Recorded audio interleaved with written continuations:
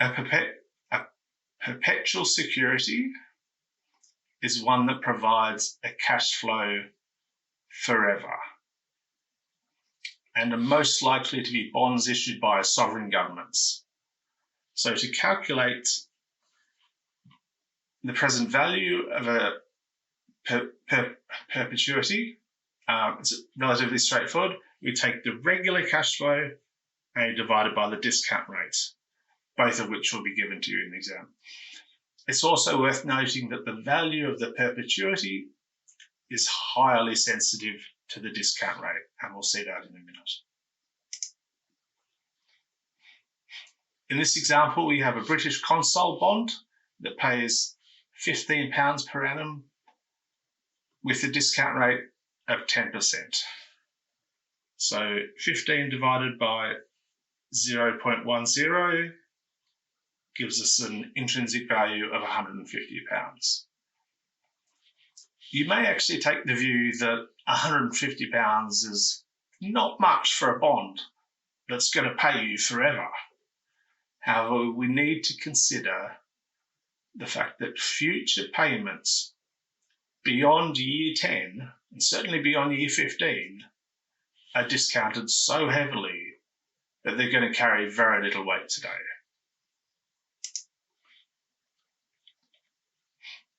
The next example is actually far more interesting.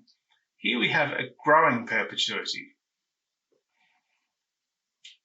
And needless to say, it will be considerably more valuable than a constant perpetuity. So how do we attribute value to this growth? Well, as you may have already noticed, in the denominator, we deduct the growth rate from the discount rate. The denominator now is significantly smaller, so the present value will be significantly higher. I've also added the derivation, but it's rare that you're required to derive this for this course. The last line I've underlined, as I think it's quite interesting for two reasons. One, we can't divide by a negative number, so our growth rates can't exceed our discount rates. And if our interest income was growing by more than the discount rate, the value of the perpetuity would be infinite.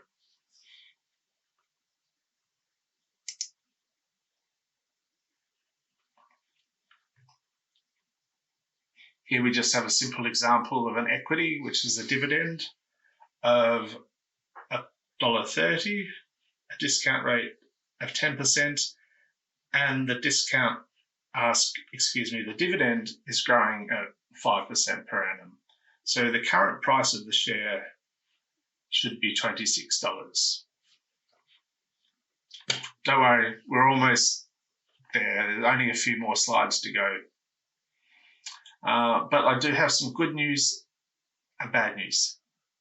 The good news is we only have one more topic. The bad news is it's called calculating the present value in the future. Or as I like to call it, calculating the present value twice.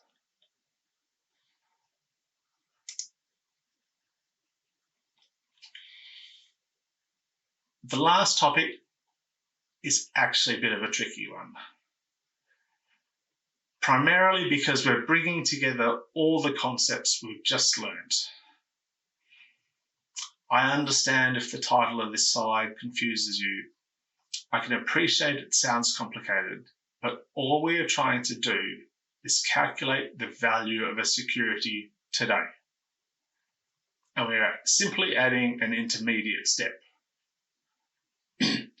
The complication arises because the first thing we need to do is to calculate the value of a security in the future. And we then need to discount that future value back to present day. So let's just run through this example now. We've been offered a perpetual cash flow of $10 per annum in 5 years. And we're asked to calculate the present value of these cash flows today. The first thing we need to do is calculate the value of the perpetuity. 10 divided by 0.10 is $100. But this $100 perpetuity is worth $100 in 4 years' time. If the first payment is received at the end of year 4, the value of the $100 will be attributed at the start of year 4. And this is where most students get confused. The first payment is received in 5 years, but the perpetuity is valued in 4 years. Just like any other discounting we've done. The present value is still 4 years away, so we discount it by an additional 4 years, which gives us a present value of $68.30. This is where the majority of students struggle. I can't emphasize enough. Draw a timeline. Make sure you exclude this year and you don't discount by an additional year.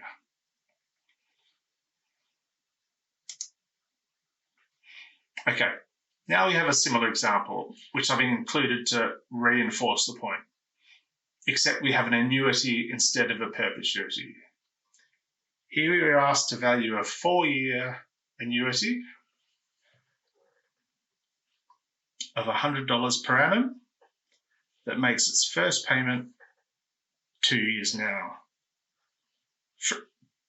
That makes its first payment 2 years from today. So immediately I'm thinking, okay, we're only going to need to discount this for 1 year.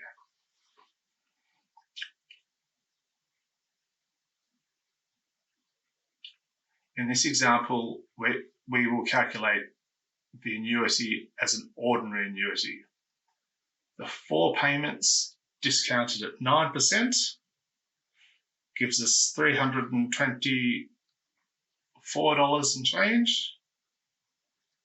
We then need to discount 324 an additional 9%, which gives us a present value of $297.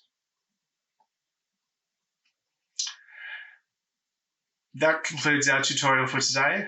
I hope you found it really helpful. And as always, please feel free to leave any feedback in the comment section.